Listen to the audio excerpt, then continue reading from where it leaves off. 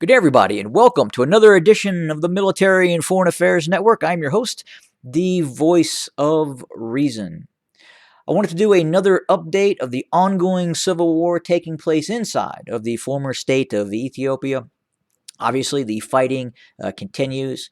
We have received additional information which we have been tracking in the ongoing conflict.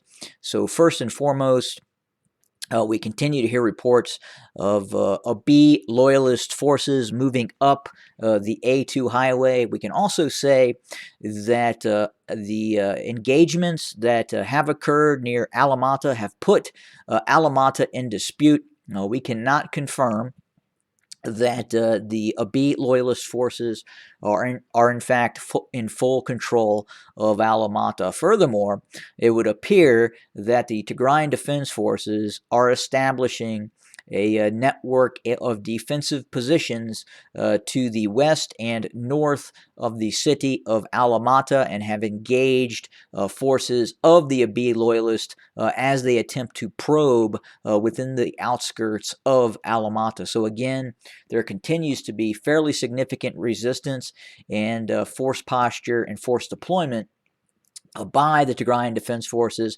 especially in the vicinity of Koreum and south of Koreum, as the Abiy loyalists continue to probe and attempt to advance along the A2 highway. So again, the concept that the Abiy loyalist forces are stopping just on the border of Tigray, or in fact could be deploying further into the Tigray region. Again, it's very difficult to say. Initially, the information that we are receiving indicates the fighting is still going on, and the Tigrayan Defense Forces are continuing to engage the forces of the Abiy loyalists within the vicinity of Alamata, while at the same time continuing to build up fortifications and defenses within the vicinity of Korem. And again, if you look at the terrain that is just to the northwest of Alamata, obviously, this is the type of terrain that the Tigrayan Defense Forces like to operate under or in.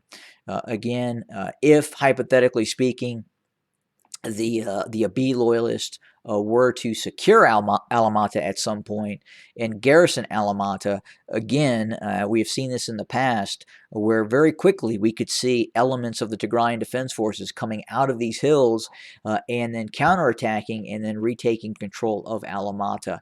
And again, I think that's one issue that the Abiy loyalists have right now in terms of continuing to move north, is the prospect of being cut off and having large units enveloped and destroyed, just like what occurred many months ago when the Abiy loyalists were driven out of the Tigray region in some of the major operations that occurred in the counteroffensives by the Tigrayan Defense Forces. Furthermore, we're hearing reports that indeed the Tigrayan Defense Forces have engaged forces of the Eritrean Army in the Afar region. So apparently, the information that we're getting is that Eritrean Army forces have deployed into the Afar region and are directly supporting the Afar regional militias and the Ethiopian National Defense Forces, the Abiy loyalist forces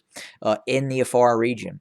And some of those engagements really are centered on the Abala area. Again, we have seen Abala go kind of back and forth between the two opposing sides. We have also know that the Tigrayan Defense Forces have a significant force posture, a significant amount of forces to the west of Abala, acting as both quite possibly a offensive strike force into the Afar region, and at the same time a holding force to prevent the possibility of Abiy loyalist forces directly supported by the Eritrean Army from moving into the Tigray region proper and threatening Mekelle from a advanced on the eastern side of Mekelle. But again, that is the information we're tracking right now. Again, the fighting continues. We continue to hear about the use of drones dropping precision-guided munitions on targets in the Tigray region and other areas as well. We continue to hear about the B Air Force, again, continuing to drop dumb bombs on a variety of targets throughout the Tigray region. And again, any peace overtures that were offered by the Tigrayan Defense Forces in terms of possibly looking at a ceasefire or a suspension of hostilities have been completely discarded by the B loyalist side as their answer to those feelers were obviously bombing missions over the Tigray region. Now, with that being said, those overtures were realistically for the West and other nations to be able to say, hey, look, we tried, and obviously any form of peace in terms of what we're looking at from the B side of the conflict is not looking for that as well. The Anaconda strategy still is in full force. Food is not getting into the Tigray region. We continue to see indiscriminate bombing and use of air power on civilian targets inside of the Tigray region. We continue to see the use of drones being supplied by the government of Turkey, by the government of the United Arab Emirates, and by the People's Republic of China. And again, in terms of a Western outlook for the United States and other Western nations, again, these drones that are being supplied by the Turks have Canadian avionics, have Canadian optronics for the use of guiding some of these precision-guided missiles onto their targets. They have Austrian engines that make them fly. So again, are they Turkish drones? They are. However, many of the systems that make them many of the good systems that are the high-tech systems that are in these drones are from actual NATO partner countries such as Canada and other nations as well.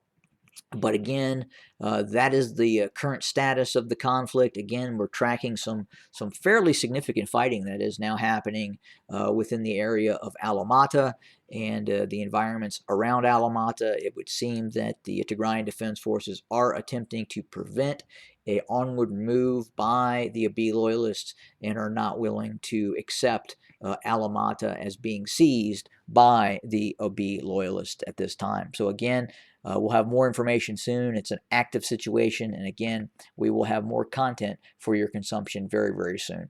Stay with us. Again, thanks for watching, and more to come very, very soon. Have a good day, everybody.